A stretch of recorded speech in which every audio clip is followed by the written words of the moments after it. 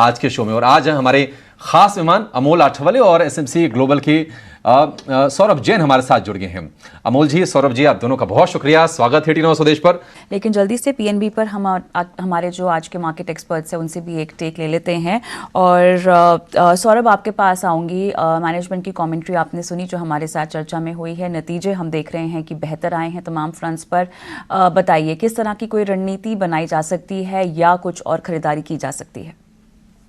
नमस्कार। देखिए, जिस तरह से मैनेजमेंट ने कॉन्फिडेंस दिखाया है और जिस तरह से नंबर में इंप्रूवमेंट हुई है, तो स्टॉक ने भी काफी अच्छा किया है। देखने वाली बात यह है कि अब स्टॉक करीबन 1.25 टाइम्स टू बुक वैल्यू या उससे भी थोड़ा सा ज्यादा ही चल रहा है। आरओए आरओई अभी कम है। इसके हिसाब से अगर हम दूसरे बैंक देखें जैसे कि यूनियन कैनरा बैंक, वहां पर आपको रिटर्न रेशियोज बेहतर है और वैल्यूएशन कहीं ना कहीं पीएनबी से थोड़ी बराबर है या थोड़ी कम है, और वो थोड़े बेहतर बैंक है। अगर आप कोई नया पोजीशन लेना चाहते हैं, पीएसयू बैंक में इन्वेस्टमेंट करना चाहते हैं, तो मैं समझता हूँ वो बैंक ज्यादा बेहतर है पीएनबी से। और अगर आप पीएनबी में इन्वेस्टेड है तो मैं समझता हूँ आपको और इन्वेस्टेड रहना चाहिए। ऑलराइट, चलिए बने रहें। और भी निवेश करने के काफ़ी मौके हैं। और यहाँ फिलहाल चार्ट्स के लिहाज पे देखें या फंडामेंटल्स देखें, तमाम फ्रंट्स पर पीएनबी आपको मुनाफा दे सकता है। हालांकि रणनीति आपको थोड़ी सोच समझकर बनानी चाहिए अवधि के लिहाज से। आपके सवाल जवाब के सिलसिले की शुरुआत करेंगे और पहले दर्शक को जोड़ेंगे। पटना से आशुतोष हमारे साथ हैं। आशुतोष, नमस्कार, पूछिए, क्या जानना है आपको? नमस्कार सर जी। एसबीआई कार्ड सर 3 महीना से लिए हुए है, माइनस में ही चल रहा है। 3 महीने से लिए हैं, माइनस में ही चल रहा है। प्रश्न बिल्कुल वाजिब है। 765 के हिसाब से लिए सर, 3 महीना हो गया। 765 क्या करे सर? आज सौरभ जी 6% का कट है और जो नतीजे आए हैं वो कमजोर है। और कहते हैं ना कि एक तो करेला दूजा नीम चढ़ा। मॉर्गन स्टैनली ने उसमें टारगेट भी कट कर दिया, 950 वाले लक्ष्य को हटा के 750 कर दिया और रेटिंग हटा के इक्वल वेट कर दी। नतीजों की अगर बात कर लें तो कमजोर साइड पर है। और उसमें दिक्कत वाली चीज यह है कि ग्रॉस एनपीए और नेट एनपीए दोनों में तिमाही आधार पर भी बढ़त देखने को मिली है और सालाना आधार पर भी उछाल है। और यह चीज बाजार को, बड़े ब्रोकरेजेस को पसंद नहीं आ रही है। शेयर है साल भर के निचले स्तर पर। पिछले साल की बात करें तो एग्जैक्टली इसी लेवल के आसपास था इस टाइम। सलाह क्या होगी? समय और दें इसको, शेयर को निवेशित रहें, या फिर चीजें ठीक नहीं लग रही हैं, कोई अच्छा विकल्प आप सुझाएंगे? नमस्कार अभिषेक जी। देखिए, जो नंबर्स की बात करें तो नंबर्स में बिल्कुल जो आशा के हिसाब से नहीं आ रहे हैं। ऑपरेशनल जो परफॉर्मेंस है वो गिरती जा रही है। जो इनका रिवॉल्वर क्रेडिट है उसका शेयर गिरता जा रहा है। नेट इंटरेस्ट मार्जिन पे दबाव है, एनपीए में बढ़ोतरी है। और दूसरी बात, कहीं ना कहीं मैनेजमेंट जो पिछले क्वार्टर में कहीं ना कहीं थोड़ा सा कॉन्फिडेंस दिखा रही थी कि जनवरी से चीजें बेहतर होनी शुरू होंगी, वो अभी भी कहीं ना कहीं उनका थोड़ा जो रुख है वो थोड़ा नरमी की तरफ ही है अगले 2 क्वार्टर के लिए। मैं नहीं समझता कि अगले 6 महीने तक भी कोई इनके जो ऑपरेशनल मैट्रिक्स है वो कहीं उसमें कोई चेंज आने वाला है।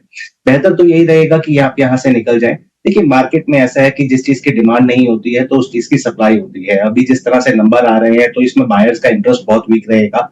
जो लॉन्ग टर्म इन्वेस्टर्स हैं उनका इंटरेस्ट कम ही रहने वाला है और जो लोग परेशान हैं वो लोग बेचेंगे ही। तो मैं समझता हूँ शेयर में दबाव ही रहेगा। इससे बेहतर यह है कि आप इसमें से निकल जाएं। बैंकिंग क्षेत्र ऐसा अच्छा लगता है पीएसयू बैंक में, जैसे यूनियन कैनरा मैंने पहले भी बोला था, या आईटी क्षेत्र अब अच्छा लगता है, एचसीएल टेक्नोलॉजीज, टीसीएस, इस तरह के शेयर अच्छे लगते हैं। अगर आप लंबे समय के लिए इन्वेस्ट करना चाहते हैं तो यहाँ से पैसे निकाल के वहां डालिए। मैं समझता हूँ कि आप अपने नुकसान की भी भरपाई कर पाएंगे और थोड़ा मुनाफा भी बना पाएंगे। ठीक है, तो ये है सलाह आईटी स्टॉक्स पर। और आपके सवाल पर भी आपको राय दे दी गई, आप निकल जाइए। और आईटी स्टॉक्स में अगर आप एंट्री लेते हैं तो आपके जो नुकसान की भरपाई है वो तेजी से हो सकती है। और अगले दर्शक को शामिल करते हैं। हमारे साथ मुंबई से ज्ञानेश्वर जी जुड़ चुके हैं फोन लाइन पर। नमस्कार, सवाल पूछिए अपना। मैम, मेरा डीसीबी शेयर्स है 156.23, 525 शेयर्स है। रखूं कि क्या करूं कि बढ़ी नहीं रहे 1 महीने से?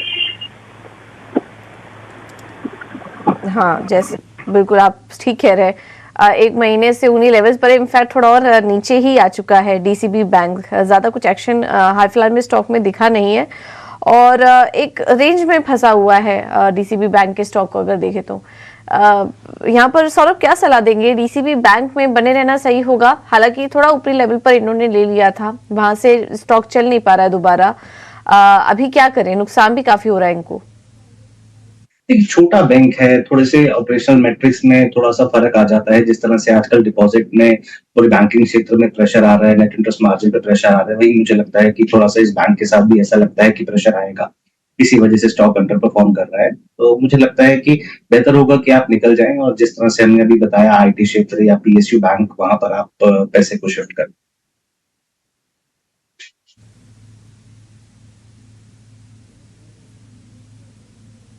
ठीक है, तो ये है सलाह, डीसीबी बैंक पर आप एग्जिट कर लीजिए। और दूसरे अभी आईटी स्टॉक्स पे चर्चा भी की थोड़ी देर पहले, आप वहां पर एंट्री ले सकते हैं, एग्जिट करने की सलाह होगी यहाँ से।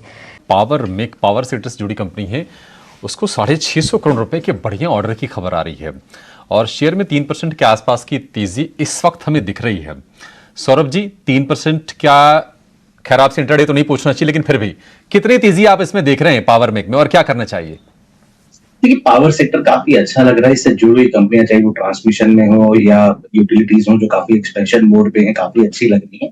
बात यह है कि रिस्क टू रिवॉर्ड थोड़ा सा अनफेवरेबल लग रहा है। पावर में काफी अच्छी कंपनी है, बट उस टाइम सेम टाइम पे जो वैल्यूएशन है वो भी थोड़ी बड़ी हुई है, ऑप्टिमिज्म को काफी हद तक डिस्काउंट कर रहा है। तो मैं समझता हूँ कि अगर आपको कुछ लेना है तो बाय ऑन डिक्लाइंस की ही रणनीति होनी चाहिए लंबे समय के लिए। खरीदारी की रणनीति अपनानी चाहिए आपको पावर मेक के शेयर में। अगले दर्शक उज्जैन से गिरधारी लाल त्रिवेदी हमारे साथ फोन लाइन पर जुड़ गए हैं। गिरधारी जी से बातचीत करेंगे, लेकिन उसके पहले यूट्यूब पर एक दर्शक हमारे हैं नदीम, उनके सवाल का जवाब लेंगे। नदीम ने पूछा है कि येस बैंक में क्या करना है, बताइए। सौरभ जी, बताना आपको ही होगा और ये प्रश्न हमारा भी है कि प्रॉफिट में जब 350% के आसपास का उछाल है, एसेट क्वालिटी स्टेबल है, हालांकि कुछ कुछ डाउनग्रेड्स आए हैं, उसमें कोटक का भी नाम शामिल है, कोटक सिक्योरिटीज का। ये शेयर आपको लगता है कि अपना हाइज बना के अब ये बिल्कुल एक कंसोलिडेशन वाले फेज में चला गया है, अब इसके लिए ट्रिगर क्या बनेगा सर, ये बताइए। देखिए, अभी भी काफी मेहनत करनी बाकी है, बैलेंस शीट इसकी काफी बड़ी है, अब सब चीजों में नंबर्स में सुधार हो रहा है, लेकिन एक टाइम पे आपको ये भी देखना पड़ेगा कि भाव क्या मिल रहा है। अभी जो भाव हो गया, इस पे आप रिटर्न ऑन इक्विटी देखिए, रिटर्न ऑन एसेट देखिए, वो अभी वीक पैरामीटर्स पे है, काफी क्वार्टर्स लग जाएंगे। मैं नहीं समझता यहाँ से कोई बहुत बड़े रिटर्न आ सकते हैं। वैल्यूएशन थोड़ा अपसाइड पे है, वैल्यूएशंस थोड़े से महंगे हैं, ये एक कंसर्न है येस बैंक के शेयर में। अगला सवाल ले लेते हैं और विवेश मिश्रा जी हमारे साथ। विवेश मिश्रा जी का सवाल हमें आया है, इनका सवाल है सन फार्मा पर 30 शेयर्स 1350 रुपए के भाव पर लिया हुआ। आज फार्मा शेयरों में हम देख रहे हैं थोड़ा दबाव भी है। सन फार्मा लेकिन हल्की बढ़त के साथ कारोबार कर रहा है, इनकी खरीदारी से थोड़ा ऊपर है, हाल फिलहाल की खरीद लग रही है सन फार्मा में इनकी। सौरभ, क्या सलाह देंगे स्टॉक पर? देखिए, मैं समझता हूँ कि फार्मास्यूटिकल कंपनी आने वाले साल में अच्छा करेंगी। जिस तरह से खबरें आ रही हैं कि यूएस में प्रेशर कम हो रहा है जेनरिक्स को लेके, वहां पर दवाइयों की शॉर्टेज भी चल रही है और पिछले क्वार्टर में भी सन फार्मा के नंबर अच्छे थे। टैरो के जो नंबर अभी हाल में आए हैं, जो कंपनी की एक बहुत बड़ी सब्सिडरी है, वहां पर भी मार्जिन एक्सपेंशन देखने को मिला है। तो मैं समझता हूँ कि पॉजिटिव इंडिकेशंस आ रहे हैं जो सेक्टर की तरफ से, और जिस तरह से सब्सिडरी के नंबर है, मेरी सलाह से आप बिल्कुल बने रहें।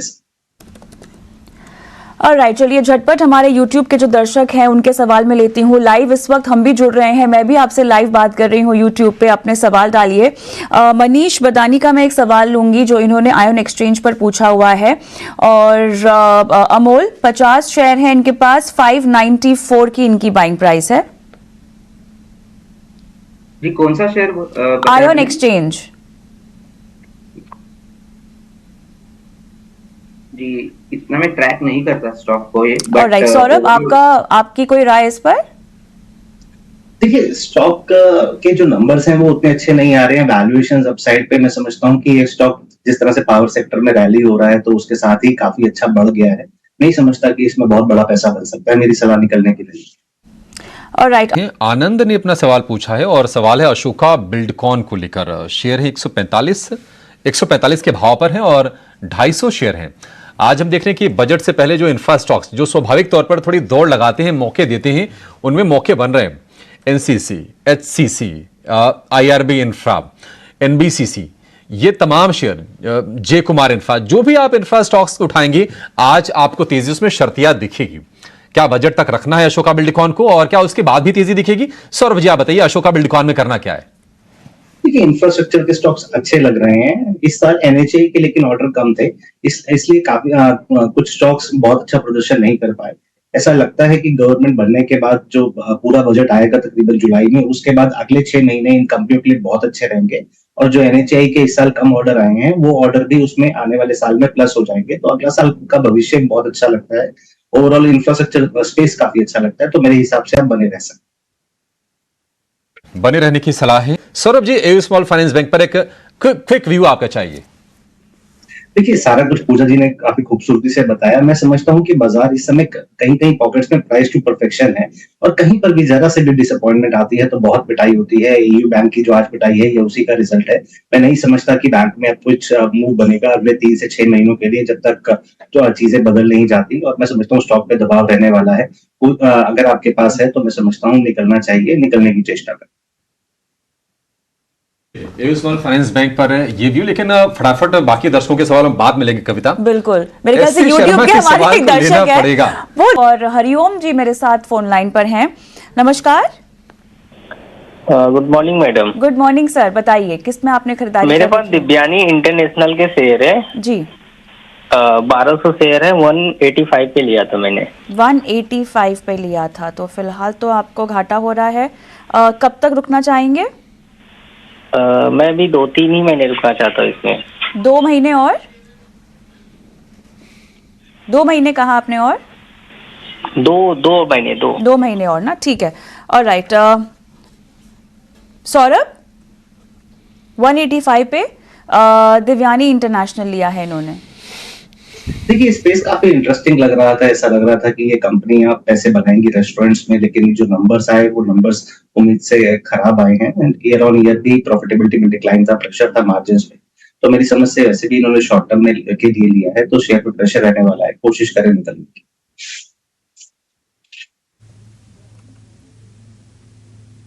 ठीक है, तो ये है सलाह दिव्यानी इंटरनेशनल पर। शिव कुमार साहू का मैं लूंगी, इन्होंने शायद व्हाट्सएप के जरिए अपना सवाल हमें भेजा है, और बजाज फाइनेंस पर ये राय लेना चाहते हैं। सौरभ, इन्होंने खरीदारी कर रखी है, और 2 सवाल है एमटार और बजाज फाइनेंस में।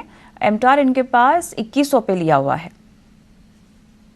देखिए, बजाज फाइनेंस एक बहुत बड़ी दिग्गज कंपनी है। नंबर्स में हमने पिछले क्वार्टर्स में सुधार आते हुए देखा। इंश्योरेंस एक ड्रैग है जो कि बजाज फिनसर्व के लिए। ओवरऑल मैं समझता हूँ कि जो लेंडिंग है वो पेस शायद उतनी स्पीड से नहीं आ रहा जितनी स्पीड से चाहिए था, और पीछे आरबीआई के जो कदम आए कुछ कुछ, उसकी वजह से भी ऐसा लग रहा है कि जो ग्रोथ में थोड़ी परेशानी आएगी। हो सकता है कि स्टॉक थोड़ा अंडर परफॉर्म करे जिस तरह से अभी कर रहा है।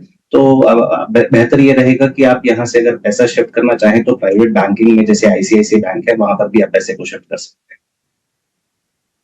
तो बजाज फाइनेंस में 6700 के आसपास की इनकी बाइंग है, और एमटार में 2100 की है। एमटार पे नहीं बता पाऊंगा, कवरेज में नहीं। कोई बात नहीं। ये सवाल आ रहे हैं, मतलब इतने सवाल आ रहे हैं कि ये पूछे मत। आप जाके लाइव चेक कर लीजिए बल्कि यूट्यूब पे। और दर्शकों से हम गुजारिश भी करना चाहेंगे कि सवाल अगर आप एक बार लिखेंगे ना तो हमारे लिए सहूलियत ज्यादा होगी। अदरवाइज क्या होता है कि सवाल फिर छुप जाते हैं और उनको फिर ट्रेस करना, ट्रैक करना फिर थोड़ा सा मुश्किल हो जाता है।